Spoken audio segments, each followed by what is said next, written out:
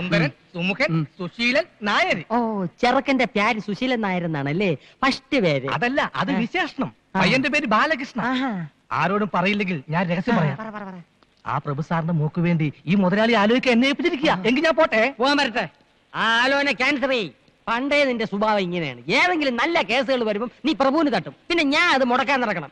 ഡേയ്, ഈ ചെറുക്കനെ എനിക്ക് വേണം. ആ പ്രഭാര പ്രഭു ആശിച്ചത് ഞാൻ നേടിയെടുക്കും. നീ പടം പിടിക്കുകയെ ബോംബ് വയ്ക്കുകയെ എന്തൊരു വേണേ ചെയ്തോ. വേണേ എന്റെ അണ്ടി ഫാക്ടറി മുഴുവനോടെ നീ കത്തിച്ചോ. എടേ, എനിക്ക് ആ ചെറുക്കനൊന്ന് പരിചയപ്പെടണല്ലേ. തികച്ചും യാദർച്ഛികമായിട്ടാണ് പരിചയപ്പെട്ടതെങ്കിലും എനിക്ക് നിങ്ങളെ ഇഷ്ടമായി. നമുക്ക് വീണ്ടും കാണണം. എന്റെ മനസ്സിൽ ചില കണക്ക് കൂട്ടുകളൊക്കെ ഉണ്ട് കേട്ടാ. ഓക്കെ.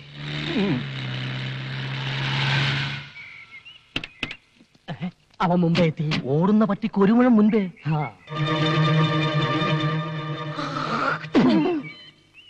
ഇവൻ വന്ന സ്ഥിതിക്ക് ഞാൻ ഒരു കാര്യം തീരുമാനിച്ചു കഴിഞ്ഞു. എന്തൊരു ഡിസ്ക് എടുത്താലും ശരി, എന്റെ മോളെ ഈ ചെറുക്കനെ കൊണ്ട് തന്നെയും കിട്ടി. ഇത് റിസ്ക് തന്നെയാ. ഇതെന്റെ ഒരു വാശിയാണ്. സ്വന്തം മോളുടെ ജീവിതമാണ് സൂക്ഷിക്കണം. അതാണ് എനിക്ക് വലുത്.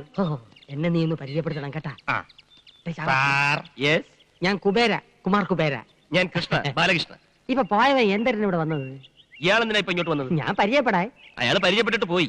ആ പോയ സാധനം ഫ്രോഡാണ് കേട്ടാ. ഈ നിൽക്കുന്ന സാധനം ഞാൻ ഡീസന്റ്. വലിയ മുതലാളിയാ കശുവണ്ടിയുടെ. എത്ര ഫാക്ടറി ഉണ്ട്? ഒന്നോ? ഈ നിൽക്കുന്ന മുതലാളിക്ക് 18 ഫാക്ടറി ഉണ്ട്. എന്തൊരു ഫാക്ടറി? പടം പിടിക്കുന്ന ഫാക്ടറി. അതും കേരളത്തിന്റെ വിവിധ ഭാഗങ്ങളിൽ പറഞ്ഞു കൊടുക്കുക. ഒറീസ, ബീഹാർ, രാജസ്ഥാൻ, വയറ് നിറഞ്ഞ്. ഈ നോക്കത്താ ദൂരത്ത് കണ്ണും നട്ട് കിടക്കുന്ന സ്ഥലം മുഴുവൻ മുതലാളി സ്വന്തമാക്കാൻ പോണു. ഒരു സ്റ്റുഡിയോ തുടങ്ങാൻ. ഈ ഫോട്ടോ എടുക്കുന്ന സ്റ്റുഡിയോ അല്ല, യുമാറ്റിക്. ഡ്രൈവർ. ഇയാൾക്ക് മനസ്സിലായില്ല, ശരിക്കും പറഞ്ഞു കൊടുക്ക്. ഈ ടിവിയിൽ വന്ന സിനിമയില്ലേ, അത് പിടിക്കുന്ന ഫാക്ടറി. ദൂരദർശനൻ. ആ, പുതിയതായിട്ടൊരു ദൂരദർശനം തുടങ്ങാൻ വരുന്ന ആളാണെന്ന് ഇയാള് പറഞ്ഞു. തോനെ കായാവൂലേ? ഓ, ഒരു 5 കോടി. എടോ പിയെ, ഇവിടെ പരിസരത്ത് എങ്ങനെ 5 സ്റ്റാർ ഹോട്ടൽ വല്ലതും താമസിക്കാൻ? ഇല്ല സാർ. ഇല്ലേ? എങ്കിൽ ഈ ദൂരദർശന്റെ പരിപാടി ഇവിടെ വെച്ച് അവസാനിപ്പിച്ചിരിക്കുന്ന അച്ഛനോട് ഫോൺ ചെയ്ത് പറഞ്ഞേരെ. എന്റെ വീട്ടിൽ താമസിക്കാന്ന് പറയണേ. സാറിന് വിരോധം ഇല്ലെങ്കിൽ ഈ കുബേർ സാറിന്റെ വീട്ടിൽ താമസിക്കാം. എനിക്കത് ബുദ്ധിമുട്ടാവും. ഇപ്പൊ ഇവിടുന്ന് പോയ ആൾ ഇത് തന്നെയല്ലേ പറഞ്ഞത്? അയ്യോ, അവന്റെ വീട്ടിൽ താമസിക്കരുത്. അവന്റെ ഭാര്യയ്ക്ക് പകർച്ചവ്യാധിയാണ്. നിങ്ങളുടെ ഭാര്യയ്ക്ക് ഒരു വ്യാധിയില്ല. ഇനി വരാതെ നോക്കണം. മറ്റൊരു വഴിയില്ലെങ്കിൽ നമുക്ക് ഇയാളുടെ വീട്ടിൽ താമസിക്കാം അല്ലേ? ഡ്രൈവർ, ഒരു 50,000 രൂപ ചെക്ക് എഴുതി. അയ്യോ, പണം തന്നെ എന്നെ അവമാനിക്കരുത്. ഇതൊരു സഹായമായിട്ട് കരുതണം. എന്റെ മനനിമ്മതിക്ക് വേണ്ടി. ശരി ശരി ശരി, എങ്കിൽ നമുക്ക് ഇയാളുടെ വീട്ടിലേക്ക് പോവാം. ഡ്രൈവർ, വണ്ടി എടുക്കും.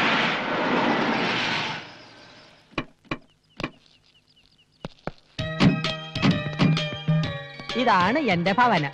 അപ്പൊ അതോ? അതൊരു കൂതറ ദരിദ്രവാസിയുടെ. അയൽവാസി ഒരു ദരിദ്രവാസി.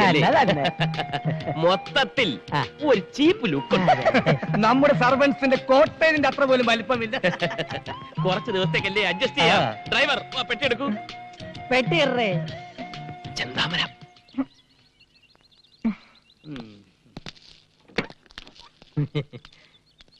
എടേ, എന്താ എന്താ ഇവൻ എന്തോന്ന് ഇത് 10 കിലോ പെട്ടി വെച്ച് തിരിഞ്ഞളിക്കുന്നത്? തട്ടി തോളിക്കെട്ടടാ. കേട്ടടേ, തട്ടി തോളിക്കെട്ടടാ. ഇങ്ങോട്ട് പറയേ. ഒരു നേക്കാ. ഇത്രേ ഉള്ളൂ. ഈസി അല്ലേ? തൊഴിലെന്താണെന്ന് ഇപ്പഴറിയിക്കണ. എന്തൊരു രണ്ടും കൂടെ കിട്ടാൻ ഈ മുതലാളിയുടെ ഒരു കാര്യം കണ്ട തൊഴിലാളിയാണെന്ന് ആരും പറയൂ. എടേ, അറിഞ്ഞുകൂടാത്ത വേലകൾ പറഞ്ഞു കൊടുക്കണേന് ഒരു തെറ്റുമില്ല. അത് ശരിയാ. നീ എന്തോന്ന് തലയിൽ ലോഡും കെറ്റി മിഴുങ്ങാൻ നിൽക്കുന്നത്? അകത്തോണ്ട് പോയി തട്ട്. അയ്യോ, അവ എന്നെ തട്ടി കൊണ്ട് അകത്തു വയ്യടേ. ചുമട് അകത്തുകൊണ്ട് തട്ടാ ഇപ്പൊ പറഞ്ഞു. ഈ ഭാഷകൾ എങ്ങനെ പഠിച്ച്? ഇവന്മാരോട് സംസാരിക്കാൻ വേണ്ടി മുതലാളി ട്യൂഷൻ എടുത്ത് പഠിച്ചതാ. തന്നെ ഇറങ്ങി നിൽക്കുന്ന ചെവല കൂതറ.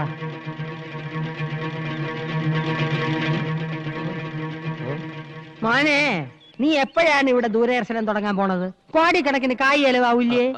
പിന്നെ ചില കഴിപ്പണം കെട്ടവന്മാരെ കൊണ്ട് ഒരു ഇരിക്കപ്പുറതയില്ല. ചെല്ല ഇവിടെ നിന്നാ കണ്ണുവിട്ടൂടും. അകത്തോട്ട് പോവാം. നമുക്ക് വെള്ളങ്ങളൊക്കെ കുടിച്ചിരിക്കാം. ഇവിടെ പലരും വിചാരിച്ചിട്ട് നടക്കാത്ത പല കാര്യങ്ങളും ഇനി ഈ കുബേരൻ നടത്തും. ഒലത്തും. എന്താ? അയൽവാസി ഒരു ദരിദ്രവാസി. അത് നിന്റെ അച്ഛൻ. ഓ,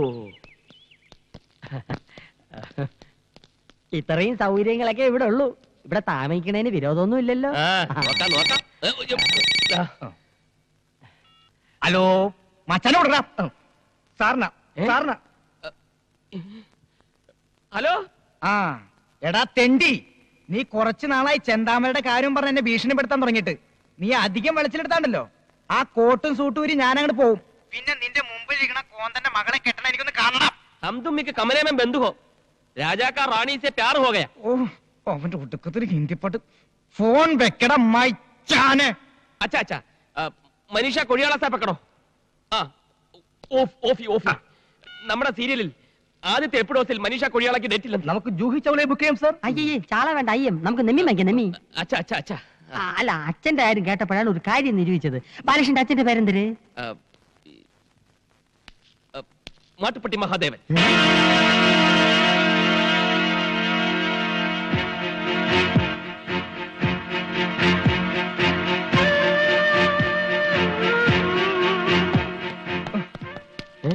നീ എന്തിനാ എന്റെ അച്ഛന്റെ പേര് പറഞ്ഞത്? എന്റെ അച്ഛൻ മരിച്ചു പോയില്ലേ? അച്ഛൻ മരിച്ച കിടക്കാരുടെ തന്റെ പേര് പറയാ. ഈ സിറ്റുവേഷനിൽ കാശുകാരനായ ഒരു തന്തയാണ് ആവശ്യം. അത് കേട്ടത് ആ കുബേരനകത്തോട്ട് പോയി. ഇനി എങ്ങാനും അയാൾക്ക് മഹാദേവനെ പരിചയം ഉണ്ടാവുമോ? ഉണ്ടാവോ? നീനെ നമ്മുടെ ഫാക്ടറി വരുന്ന കശുവണ്ടിയൊക്കെ എവിടെ നിന്നാണെന്ന് അറിയാം? ആ മിടുക്കി എടി തൂവലെ മഹാദേവന്റെ തോട്ടത്തിൽ നിന്നാണ്. ആ അയാളുടെ മോൻ നമ്മുടെ മോളെ കെട്ടിയ അണ്ടി പുറത്തൊന്നും വാങ്ങിക്കണ്ടല്ലോ. അത് ശരിയാ. ഇനിയിപ്പോ അയാളെങ്ങാനും പോലീസിൽ ഫോൺ ചെയ്യോ? എങ്കിൽ എല്ലാവരും അകത്തായത് തന്നെ. തലം കാലിയാക്കുന്നതാണ് ബുദ്ധി. വാ നില്ല്.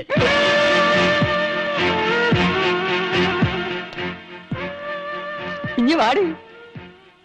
ഇതാണ് മാധവന്റെ മോൻ ബാലകൃഷ്ണൻ. ബാലകൃഷ്ണ. തെറ്റിപ്പോയി. ഇതെന്റെ ഭാര്യ ലീല. ലീല കുബേര. ഹലോ. ഹലോ. എവിടെ ലക്ഷ്മി? ലക്ഷ്മി. ലക്ഷ്മി. ഓ അപ്പൊ ഇവിടെ വേറെ പെൺകുട്ടികളൊക്കെ ഉണ്ടല്ലേ? പെൺകുട്ടികളില്ല, ഒരു പെൺകുട്ടിയേ ഉള്ളൂ. എന്റെ മോള് ലക്ഷ്മി, സാക്ഷാൽ മഹാലക്ഷ്മി. എന്തിനാ ഡാഡി വിളിച്ച? പ്യാടിച്ചു വായ. മോൻ കഴിയിട്ട് പാടി.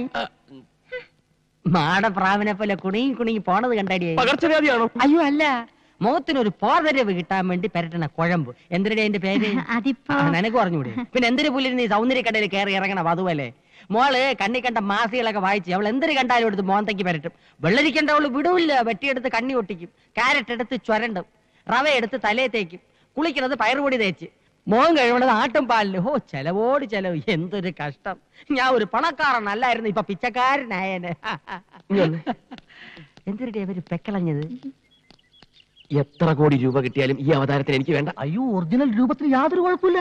അത് നിനക്ക് എങ്ങനെ അറിയാം? ഇതെന്തൊരു ചർച്ചകള്? അല്ല, ഈ പ്രായത്തിലുള്ള പെൺപിള്ളേരുടെ വീട്ടിൽ കഴിയാൻ മടിയാണെന്ന് മടിച്ച് പറയായിരുന്നു മുതലാളി.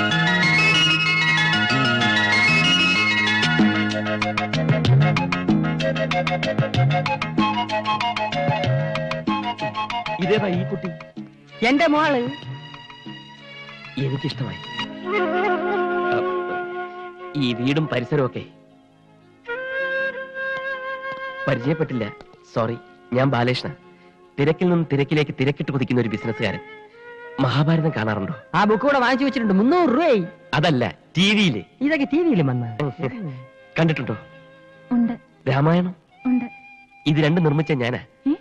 വേറെ വേറെ പേരുകളിൽ. അതെന്തരന്? ഈ ഇൻകം ടാക്സ്. ഓ ഈ സീരിയലല്ലാതെ സിനിമയൊന്നും പിടിച്ചിട്ടില്ല. കൂലി നമ്പർ 1. കൂലി ഇംഗ്ലീഷ് സിനിമ. ഇനി ഞാൻ കഥ തിരക്കഥ വസനം എഴുതി സംവിധാനം ചെയ്യുന്ന ഒരു സീരിയൽ നിർമ്മിക്കാൻ പോകുന്നു. എത്ര എപ്പീസ്? 1000. ഇത്രയും നീളോ? അതേത് സീരിയൽ? രാമായണം 2ാം ഭാഗം. ഇംഗ്ലീഷാ. ഒരു ചെറിയ വേഷം ഞാനും അഭിനയിക്കുന്നുണ്ട്, രാമന്റെ. എന്റെ മനസ്സിലുള്ള സീതയുടെ രൂപം ഇതാണ്. സെലക്ട് ചെയ്ത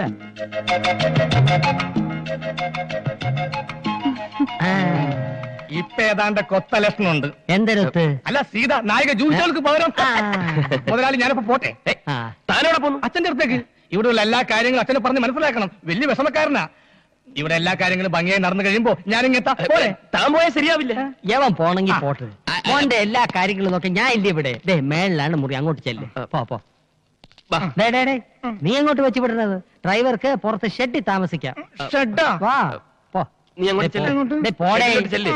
എന്തിനിടെ നിന്ന് വടവണത്? ഇവൻ തറയാണല്ലേ.